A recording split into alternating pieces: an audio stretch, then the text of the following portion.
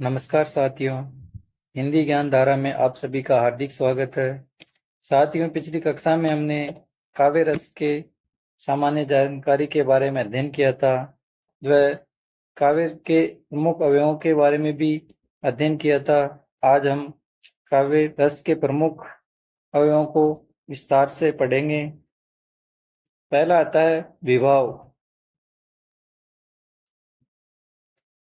विभाव सहृदय में वासना या संस्कार रूप से मूलतः स्थित भावों को उद्घोषित करने वाला कारण विभाव कहलाता है।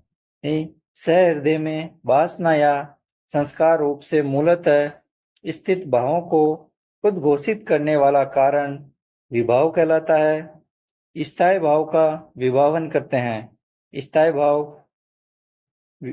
का विभावन करते हैं कि विभाव स्थायी भाव का विभावन करते हैं। विभाव रस का कारण निमित्त हेतु है। विभाव रस का कारण निमित्त व हेतु है। विभाव रस निष्पत्ति का मूल आधारभूत तत्व होता है। विभाव रस निष्पत्ति का मूल आधारभूत तत्व होता है। भरत मुनि वाचिक, आंगिक तथा सात्विक अभिनय के सारे चित्त वृत्तियों का विशेष रूप से विभाजन अर्थात ज्ञापन कराने वाले हेतु, कारण अथवा निमित्त को विभाव कहते हैं। पंडित विश्वनाथ ने विभाव को स्थायी भावों का उद्बोधक माना है। आचार्य पंडित विश्वनाथ ने विभाव को स्थायी भावों का उद्बोधक माना है। आचार्य रामचंद्र शुक्ल के अनुसार विभाव से अभिप्राय उन वस्तुओं या विषयों के वर्णन से हैं जिनके प्रति किसी प्रकार का भाव या संवेदना होती है। आचार्य रामचंद्र शुक्ल के अनुसार कि विभाव से अभिप्राय उन वस्तुओं या विषयों के वर्णन से हैं जिनके प्रति किसी प्रकार का भाव या संवेदना होती है। विभाव की विशेषताएं चित्त वृत्ति का उद्बोधन करना। विभाव की प्रथम विशेषता है कि एक तो चित्त वृत्ति का उद्बोधन करना, दूसरा है स्थायी भाव को रसास्वादनीय बनाना। स्थायी भाव को रसास्वादनीय बनाना। विभाव के भेद। विभाव दो प्रकार के होते हैं। आलंबन विभाव और उद्दीपन विभाव। आलंबन विभाव और उद्दीपन विभाव। पहला है आलंबन विभाव, जिनका आलंबन करके स्थायी भाव, रति आदि मनोविकार उत्पन्न होते हैं, वह आलंबन विभाव कहलाते हैं। अर्थात जिनका आलंबन करके स्थायी भाव, रति, मनोविकार आदि उत्पन्न होते हैं, स्थायी भाव उत्पन्न होते हैं, वह आलंबन कहलाते हैं। आलंबन विभाव रस की उत्पत्ति के सजीव कारण है। आलंबन विभाव रस की उत्पत्ति के सजीव कारण होते हैं। आलंबन विभाव रस की उत्पत्ति के सजीव कारण है। पंडित विश्वनाथ ने काव्य या नाटक में वर्णित नायिकादि को आलंबन कहा है। पंडित विश्वनाथ ने काव्य या नाटक में वर्णित नायक या नायिका को आलंबन कहा है। आलंबन विभाव के दो भेद होते हैं। आलंबन विभाव के भी दो भेद होते हैं। विभाव के दो भेद होते हैं, आलंबन विभाव व उद्दीपन विभाव। आलंबन विभाव का पहला है विषय आलंबन। विषय आलंबन जिस वस्तु या व्यक्ति को देखकर रस की उत्पत्ति होती है, जैसे नायक को देखकर नायिका के मन में प्रेम भाव, तो नायक विषय आलंबन होगा। यानी जिस वस्तु या व्यक्ति को देखकर रस की उत्पत्ति होती है, तो उसे विषय आलंबन कहते हैं। जैसे नायक को देखकर नायिका के मन में प्रेम भाव उत्पन्न होते हैं, तो नायक विषय आलंबन होगा। दूसरा है आश्रय आलंबन। आश्रय आलंबन जिस व्यक्ति के मन में भाव या रस की उत्पत्ति होती है, जिस व्यक्ति के मन में भाव या रस की उत्पत्ति होती है, जैसे सीता को देखकर राम के मन में प्रेम भाव, सीता विषय आलंबन तथा राम आश्रय आलंबन। यानी कि जैसे सीता को देखकर राम के मन में प्रेम भाव हो रहे, तो सीता तो विषय आलंबन है। और राम आश्रय आलम्बन है। यानी कि जिसको देखा जाए, जिसको देखकर रस की उत्पत्ति होती है वो तो विषय आलम्बन होता है, और जिसके हृदय में रस की उत्पत्ति होती है वो आश्रय आलम्बन होता है। अखिल, जैसे अखिल भुवन चर अचर सब हरि मुख में लखी मातु, चकित भई गदगद वचन विकसित दृग पुलकातु। यानी कि यहाँ पर आश्रय आलम्बन माता यशोदा है। आश्रय आलम्बन किसके हृदय में? माता यशोदा के हृदय में रस की उत्पत्ति होती है, और ये विषय आलम्बन कृष्ण मुख है। कृष्ण मुख है क्योंकि भगवान कृष्ण के मुख को देखकर अखिल भुवन चराचर सब हरि मुख में लखी मातु, यानी कि माता यशोदा जब भगवान कृष्ण के मुख में संपूर्ण संसार को देखती है तो वो से चकित हो जाती है। तो उस समय माता यशोदा के हृदय में रस की उत्पत्ति होती है, तो वो आश्रय आलम्बन होगी, और विषय आलम्बन कृष्ण का मुख होगा। प्रमुख रस एवं उनके आलम्बन, प्रमुख रस एवं उनके आलम्बन श्रृंगार रस, श्रृंगार रस, श्रृंगार रस, श्रृंगार रस में नायक नायिका, पति पत्नी व प्रेमिका। श्रृंगार रस में प्रमुख आलम्बन है नायक नायिका, पति पत्नी, प्रेमिका। भयानक रस, भयानक रस में हिंसक प्राणी, शेर, चीता, अजगर। भयानक रस में हिंसक प्राणी, शेर, चीता, अजगर आदि आलम्बन है। करुण रस में मृत प्रियजन, करुण रस में मृत प्रियजन।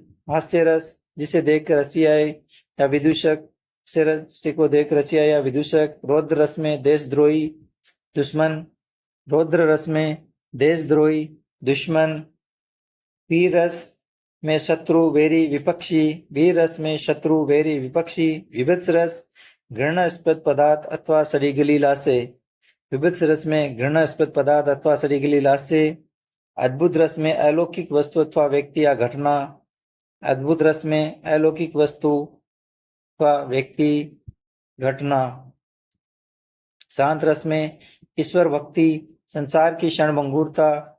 वात्सल्य, संतान, अनुज व शिष्य। वात्सल्य रस के अंदर मन होगा संतान, अनुज, शिष्य। भक्ति रस इष्ट देव, देवी, प्रभु, भगवान। दूसरा विभाव का दूसरा भाग है उद्दीपन विभाव। उद्दीपन विभाव आश्रय के मन में भाव को उद्दीप्त करने वाले विषय आलम्बन की बाहरी चेष्टाओं और बाह्य वातावरण को उद्दीपन विभाव कहा जाता है। अर्थात आश्रय के मन में भाव को उद्दीप्त करने वाले विषय की बाहरी चेष्टाओं और बाह्य वातावरण को उद्दीपन विभाव कहा जाता है। रसोत्पत्ति के प्राकृतिक कारण होते हैं। उद्दीपन विभाव रस उत्पत्ति के प्राकृतिक कारण है। उद्दीपन विभाव भी दो प्रकार का होता है। स्वकीय यानी आलम्बनगत चेष्टाएं, स्वकीय यानी आलम्बनगत चेष्टाएं, परकीय यानी बाह्य वातावरण की चेष्टाएं। स्वकीय आलम्बनगत यानी कि विषय आलम्बन की चेष्टाएं, और परकीय यानी बाह्य वातावरण की, बाह्य वातावरण। रस एवं उनके उद्दीपन विभाव, यानी रस एवं उनके उद्दीपन विभाव आश्रय आलम्बन से संबंधित होता है। यानी उद्दीपन विभाव आश्रय आलम्बन से संबंधित होता है। श्रृंगार रस में चांदनी रात, पुष्प वाटिका, नदी तट, लता, कुंज, फूलों की महक। भयानक रस शग्न वन, हिंसक पशुओं की आवाज। करुण रस में शमशान भूमि, मृत प्रियजन की वस्तुएं। हास्य रस विकृत आकार, विचित्र वेशभूषा। रौद्र रस में देशद्रोही, दुराचारी व्यक्ति द्वारा कही गई कड़वी बातें आदि उद्दीपन विभाव होते हैं रस के। वीर रस में युद्ध भूमि, शत्रु का पराक्रम। दानवीर, दान या दानपत्र, धर्मवीर, धर्म ग्रंथों में वर्णित इतिहास, दयावीर, दयनीय व्यक्ति की दुर्दशा को देखकर, दयावीर में दयनीय व्यक्ति की दुर्दशा। विभत्स रस मांस और रुधिर आदि में कीड़े, सत विकसित शरीर। विविध रस में मांस और रुधिर आदि में कीड़े, सत विकसित शरीर, अद्भुत रस, आलम्बन की वस्तुगत चेष्टाएं, विचित्र चेष्टाएं, अद्भुत रस, आलम्बन की वस्तुगत विचित्र चेष्टाएं, अलौकिक रूप का अवलोकन, शांत रस में भजन कीर्तन सत्संग, शांत रस में भजन कीर्तन सत्संग, वात्सल्य रस, संतान का आंगन में खेलना मुस्कुराना, संतान का आंगन में खेलना मुस्कुराना, भक्ति रस, भक्त की भगवान के प्रति श्रद्धा, भगवान के प्रति भक्त की श्रद्धा। अब आता है अनुभव। विवाहों के बाद जो भाव उत्पन्न होते हैं उन्हें अनुभाव कहते हैं। विवाहों के बाद जो भाव उत्पन्न होते हैं उन्हें अनुभाव कहते हैं। ये उत्पन्न हुए स्थायी भाव का अनुभव कराते हैं। अनुभाव उत्पन्न हुए स्थायी भाव का अनुभव कराते हैं। अनुभावयन्ति इति अनुभाव, अर्थात ये अनुभव करवाते हैं, इसलिए इन्हीं को कहते हैं अनुभावयन्ति इति अनुभव। अनुभाव को रस का कार्य कहा गया है। अनुभाव को रस का कार्य कहा गया है। अनुभाव का अर्थ भाव के पीछे अनु उत्पन्न होने वाला। अनुभाव सहदेव आश्रय से संबंधित होते हैं। अनुभाव सहदेव आश्रय से संबंधित होते हैं और उद्दीपन सहदेव विषयालंबन से संबंधित होता है। और अनुभव सहदेव आश्रय से संबंधित होते हैं। भरत मुनि भरतवाणी तथा अंग संचलन आदि द्वारा व्यक्त अभिनय रूप भावना अभिव्यंजन को अनुभाव कहते हैं। आचार्य भरत मुनि ने भरतवाणी तथा अंग संचलन आदि द्वारा व्यक्त अभिनय रूप और भावना अभिव्यंजन को अनुभाव कहते हैं। अनुभाव के भेद। भरत मुनि अनुभावों के 3 भेद मानते हैं। आचार्य भरत मुनि ने अनुभावों के 3 भेद माने हैं: वाचिक, आंगिक, सात्विक। वाचिक, आंगिक, सात्विक।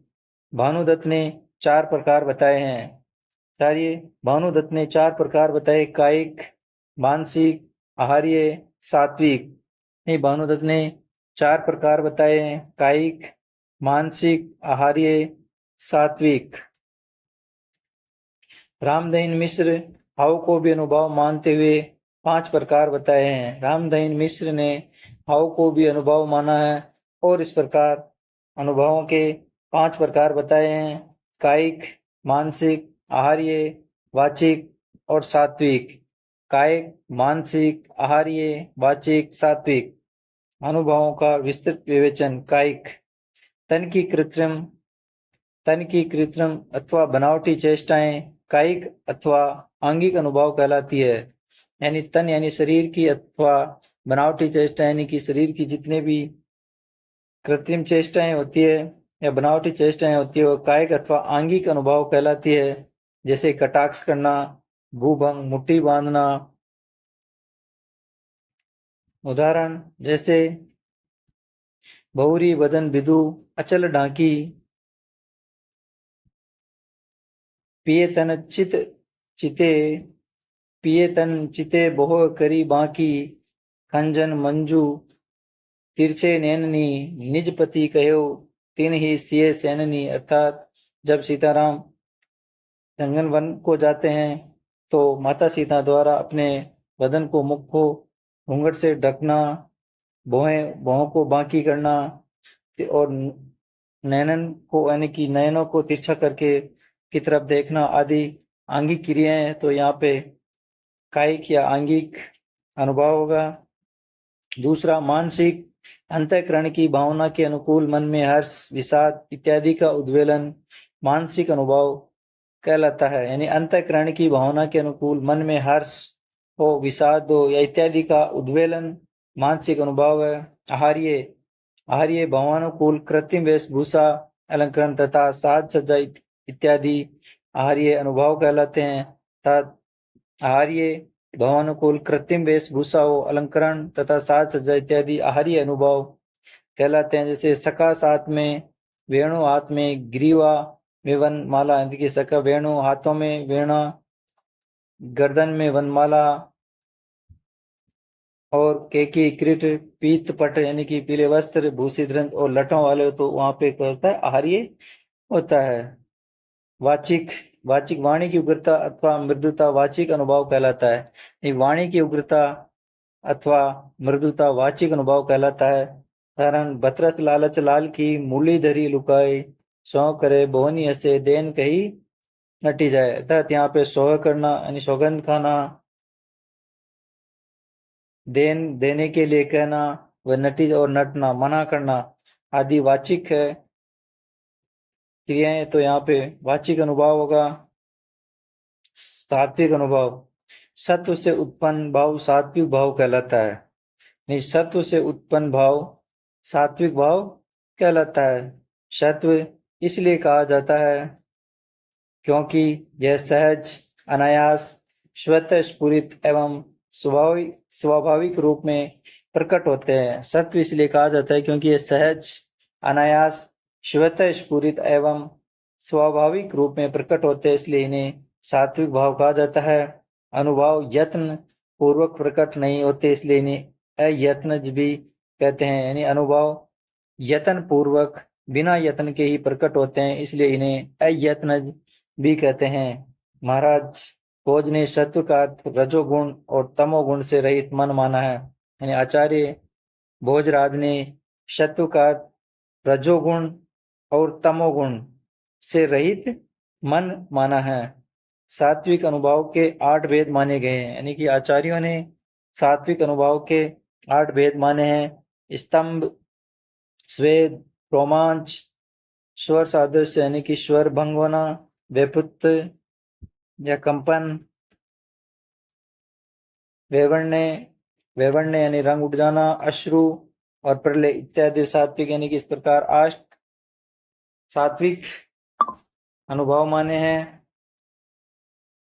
स्तंभ, भय, हर्ष, लज्जा के कारण शरीर की चेष्टा या व्यापार का रुक जाना। स्तंभ यानी भय, हर्ष या लज्जा के कारण शरीर की चेष्टा या व्यापार का रुक जाना, स्तंभ एकदम स्तंभ हो जाना। राम को रूप निहारती जानकी, कंगन के नख की परिछाई, जाते सभी सूती भूली गई, कर टेकी रही पल टारत नहीं। यानी कि राम को रूप यानी कि राम के रूप को जान के सीता माता कंगन के नख की परछाई में निहारती है, देखती है और याते सभी सुधी भूल जाती है, कर टेकी रही पल टारत नहीं, और एक टेक टकटकी लगाकर इसमें देखती रहती है, पलके भी नहीं टपकाती है, टारती है। दूसरा है स्वेद, हर्ष, क्रोध, श्रम, रति प्रसंगादि के कारण पसीना छूटना। निस्वेद यानी हर्ष, क्रोध, श्रम, रति प्रसंगादि, जल की भरी बाल कनी जल की, पुटी सूखे गए मधुराधर, यानी कि सीता के उसमें बाल पे यानी कि हो जाना, पसीना आना। जब वन को जाते हैं तो माता सीता के बाल यानी कि ललाट पे पसीने की बूंदे आना, और पुटी सूखी गए मधुराधर, और उसके मधुर पुट मधुर अधराधर यानी कि अधर होठ सूख गए हैं। रोमांच, भय, हर्ष, क्रोध अथवा शीत के कारण रोंगटे खड़े होना। रोमांच, भय, हर्ष, क्रोध अथवा शीत के कारण रोंगटे खड़े हो जाना, रोमांचित होना। पुलकाती है मेरे गात्र लगकर तेरा स्नेह, चरण शरण में राखियो इस दया के गए। यानी कि नायक नायिका के जब गालों को तो स्नेह रोमांचित होना, रोमांचित हो जाते हैं तो उसका तो वहां पे रोमांच अनुभव होगा। स्वर भंग, मद्यपान, हर्ष, भय या पीड़ा के कारण स्वर भंग होना, यानी अत्यधिक मद्यपान यानी शराब के कारण, हर्ष अत्यधिक खुशी या भय या पीड़ा के कारण स्वर यानी भंग होना। सीता और न बोल सकी गदगद कंठ, न खोल सकी देखी सिए मुख अति सुख पावा, हृदय सारद बचनो न सीता और न बोल सकी, यानी कि अत्यधिक सीता के कारण गदगद कर कंठ अपने कंठ अवरुद्ध हो जाते हैं, बोलना नहीं जाता है। देखी सिए मुख अति सुख पावा, और सीता का मुख देख कर अत्यधिक सुख पाते हैं। तो इसमें सीता माता के द्वारा स्वर भंग होना, उसके कंठ अवरुद्ध हो जाना, इसलिए यहाँ पे स्वर भंग होगा, अनुभव होगा। कंप अथवा वेपत्व यानी कंप यानी कांपना, तत्व हर्ष, भय या क्रोध या भ्रम के कारण नयन सजल तन थर थर कापी, माँ जी खाई मीनू, यानी कि नयन सजल यानी कि आंखों से आंसू आना था, तन का थर कांपना, माँ जी खाए मीनू जैसे मछली तड़पती है वैसे होना, कांपना या तड़पना। तो यहाँ पे कंप अथवा वेपतु अनुभव होगा।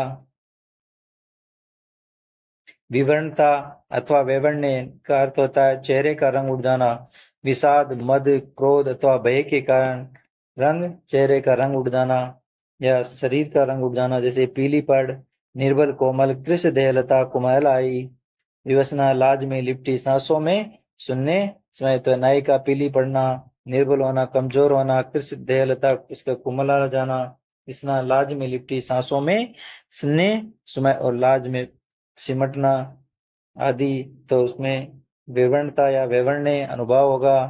अश्रु आंसू बहाना, शोक भय हर्ष दुख के कारण, राम ही चिते रहे उनर नाशु, चला विलोचन पारी प्रवाह, यानी कि राम खर होना प्रवाह के रूप में जोर जोर से। तो यहाँ पे अश्रु आना, अश्रु आ रहे हैं। प्रलय अचेत होना, सुख या दुख के कारण, अत्यधिक सुख के कारण या अत्यधिक दुख के कारण व्यक्ति का अचेत होना या बेहोश हो जाना, तो उसे प्रलय अनुभव होता है। लोक राम वन गमन को परिभूमि पर आन, लोक राम को वन गमन, लोक राम को वन गमन परिभूमि पर आन, परी रही तथी देर तक रही हो न तन को बान। जब श्री राम जी वन को जाते हैं, वनवास को जाते हैं, तो माता सीता, माता कौशल्या को पता चलता है तो वो एकदम बेहोश होकर गिर जाती है, तो उनको पता भी नहीं रहता है। तो वहां पर प्रलय अनुभव होगा। भानुदत्त ने नवम सात्विक भाव जृंभा का वर्णन किया है, जिसमें प्रिय वियोग, मोह या आलस्य के कारण जम्बाई लेना था। यानी कि भानुदत्त ने नवम सात्विक भाव जृंभा का भी वर्णन किया है, जिसमें प्रिय वियोग, मोह या आलस्य के कारण जम्बाई लेना है। देवेंद्र नाथ शर्मा ने दो अनुभव माने हैं। देवेंद्र नाथ शर्मा ने दो अनुभव माने, सात्विक व कायिक। देवेंद्र नाथ शर्मा ने कायिक व सात्विक नामक दो अनुभव माने। स्थायी भाव, तीसरा अवयव है रस का, तीसरा अवयव होता है स्थायी भाव।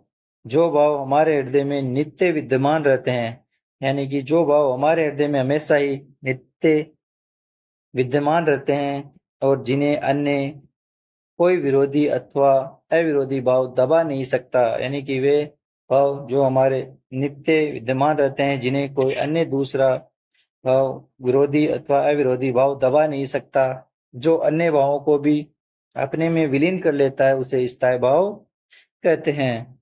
जब इन स्थायी भावों का संयोग विभाव, अनुभव और संचारी भाव से होता है, तो रस रूप में व्यक्त हो जाते हैं। जब स्थायी भावों का संयोग विभाव, अनुभव और संचारी भाव से होता है, तो वह रस रूप में व्यक्त हो जाते हैं।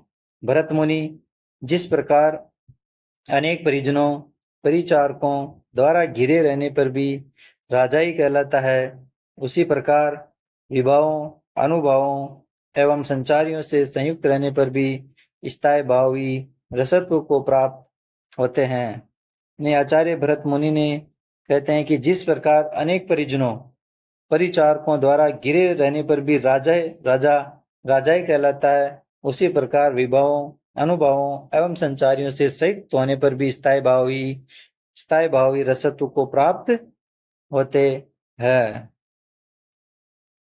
पंडित विश्वनाथ अवरुद्ध या विरुद्ध भाव जिसे छिपा न सके वह आशावाद का मूलभूत स्थायी है। यानी पंडित विश्वनाथ कहते हैं कि अवरुद्ध या विरुद्ध भाव जिसे छिपा न सके वह आशावाद का मूलभूत स्थायी है। स्थायी भाव की विशेषताएं, स्थायी भाव रस का मूल है जिसमें आस्वादित्व का गुण होता है। यानी स्थायी भाव रस का मूल है जिसमें आस्वादित्व का गुण होता है, जिसे रसनीयता एवं अनुरंजकत्व भी कहते हैं, जिसे रसनीयता एवं अनुरंजकत्व भी कहते हैं। उत्कटत्व स्थायी भाव की दूसरी मुख्य विशेषता है। उत्कटत्व स्थायी भाव की दूसरी मुख्य विशेषता है। सर्वजन सुलभत्व, अतः सभी मनुष्यों को सुलभता से प्राप्त हो जाता है। पुरुषार्थ तो उपयोगी है, पुरुषार्थ प्रेरणा है। स्थायी भाव पुरुषार्थ तो उपयोगी है। स्थायी भाव में उचित विषय निष्ठत्व एवं मनोरंजन की अधिकता का गुण होता है। स्थायी भाव में उचित विषय निष्ठत्व एवं मनोरंजन की अधिकता का गुण होता है। स्थायी भाव की संख्या आचार्य भरत मुनि ने नाट्य शास्त्र में द्रुहिण नामक महात्मा के नाम पर रसों की संख्या 8 मानी है। आचार्य भरत मुनि ने नाट्य शास्त्र में द्रुहिण नामक महात्मा के नाम पर रसों की संख्या 8 मानी है। श्रृंगार, हास्य, करुण, रौद्र, वीर, भयानक, विविध और अद्भुत रस। आचार्य भरत मुनि ने श्रृंगार, हास्य, करुण, रौद्र, वीर, भयानक, विभत्स, अद्भुत 8 रस माने हैं। आचार्य दंडी ने भी 8 ही रस माने हैं। आचार्य दंडी ने भी 8 ही रस माने हैं। उद्भट ने रसों की संख्या 9 मानी, कि शांत है, नवमो रस है, यानी कि उद्भट ने आचार्य उद्भट ने रसों की संख्या 9 मानी है। संस्कृत के आचार्यों ने स्थायी भावों की संख्या 9 स्वीकृत की है। इन संस्कृत के आचार्यों ने सर्व सहमति से स्थायी भावों की संख्या 9 स्वीकृत की है। रति, हास, शोक, क्रोध, उत्साह, भय, जुगुप्सा, विस्मय, शम या निर्वेद, यानी कि प्रमुख 9 रति, हास, शोक, क्रोध, उत्साह, भय, जुगुप्सा, विस्मय, शम या निर्वेद माना है। प्रथम है रति। रति का अर्थ है प्रीति, प्रेम अथवा अनुराग। रति का अर्थ है प्रीति, प्रेम अथवा अनुराग। रति श्रृंगार रस का ही स्थायी भाव है। रति श्रृंगार रस का स्थायी भाव है। नायक नायिका अथवा प्रेमी प्रेमिका का पारस्परिक प्रेम ही रति कहलाता है, यानी कि नायक नायिका अथवा प्रेमी प्रेमिका का पारस्परिक प्रेम ही रति है। हास रस, हास्य, हास स्थायी भाव है। इसका रस हास्य रस है। वेश, वाणी, चेष्टा आदि की विकृति से उत्पन्न उल्लास हास कहलाता है, यानी कि वेश, वाणी, चेष्टा आदि की विकृति से उत्पन्न उल्लास। शोक, करुण रस। शोक स्थायी भाव रस, करुण रस है। प्रियजन, बंधु बांधव अथवा वैभव आदि का विनाश हो जाने पर चित्त में विकलता, यानी कि प्रियजन, बंधु बांधव की मृत्यु होना अथवा वैभव का विनाश हो जाने पर मन में, चित्त में विकलता, व्याकुलता उत्पन्न होती है, वह शोक कहलाता है। क्रोध, क्रोध का रस रौद्र रस होता है। रौद्र रस रौद्र प्रतिकूल के प्रति चित्त की उग्रता, यानी प्रतिकूल के प्रति चित्त यानी मन में उग्रता होना। उत्साह, वीर रस, वीर उत्साह स्थायी भाव में रस वीर है। उत्साह स्थायी भाव का रस वीर है।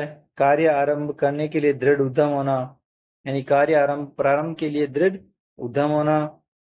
भय, भय भय स्थायी भाव का रस भयानक है।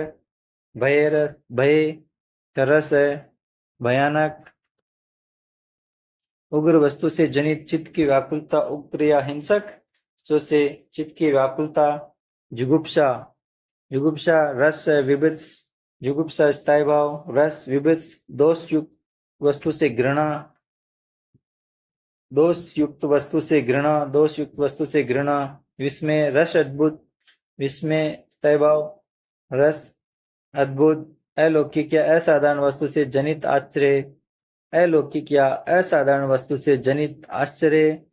निर्वेद अथवा सम रस शांत, निर्वेद सम रस शांत।